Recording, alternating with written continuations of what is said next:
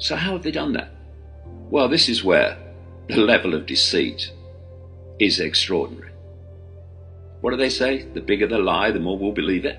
You are born a living, breathing child who develops into a living, breathing man or woman. Well, that's bloody obvious, isn't it? Ooh. But a living, breathing man or woman is not a corporate entity. Therefore, statute law coming out of governments and its institutions cannot apply to a living, breathing man or woman because it's not a corporate entity. So there's no contractual basis. So this is what they do. When you take out a birth certificate on your child, the government creates a fictitious corporate entity in your child's name, and it goes on for life, with little tricks. So, okay, my name is David Vaughan Icke. That is the name given to the living, breathing man. They create these fictitious corporate entities in our name by putting Mr., Mrs. in front of them. So my fictitious corporate entity will be called Mr. David Vaughan Icke. They also use the trick of putting the corporate entity in all capital letters. You'll get official documents and stuff from various sources, and your name will be in all capital letters. And they designate the corporate fictitious entity a person. So to disconnect from that, absolutely don't describe yourself as a person, because if you acknowledge you're a person, you acknowledge that you are this fictitious corporate entity. So what the trick is, the big trick, is to kid the population worldwide that you, the living, breathing man or woman, is this fictitious entity, corporate entity.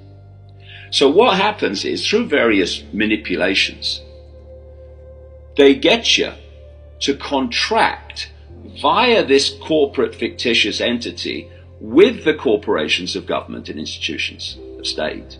And that then gives them the ability to impose their will upon the person, the fictitious entity, which the living, breathing man or woman also thinks is them. They think Mr. David Vaughan Icke is the same as David Vaughan Icke. It's not.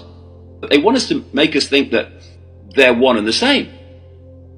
Police officers, they overwhelmingly, the ones you interact with, will have no idea that they're actually administering corporate law, which requires a contract with whoever they're trying to impose their will upon.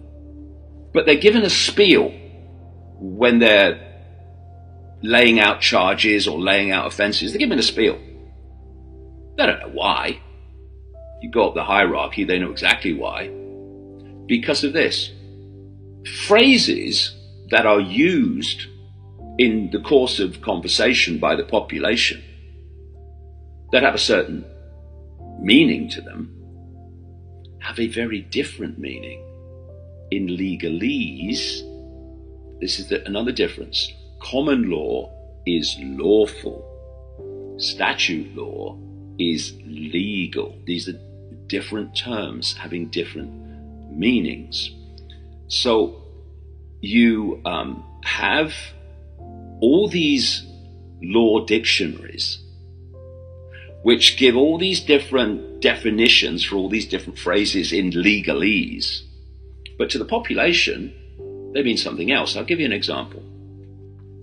When a police officer is telling you what you've done wrong and what you're going to be charged with or whatever, they'll say at the end, invariably, because this is the spiel, do you understand? Now, to us, of course, it means Do you comprehend what I've just said? That's not what it means in legalese. What do you understand means is, do you stand under me? Do you acknowledge basically my power over you? Do you contract with me having power over you? Do you stand under me? So when a police officer says to you, do you understand? It's absolutely vital to say, no, I do not understand. I do not stand under you. Also to say to the officer and the council official, whoever it is representing this scam called statute law, to say to them right at the outset, you are dealing with a living, breathing man or woman. You are not dealing with a corporate entity. I do not consent to what you are doing, and I do not contract with you. Because unless we, as the corporate fictitious entity, contract with this system has no jurisdiction over us.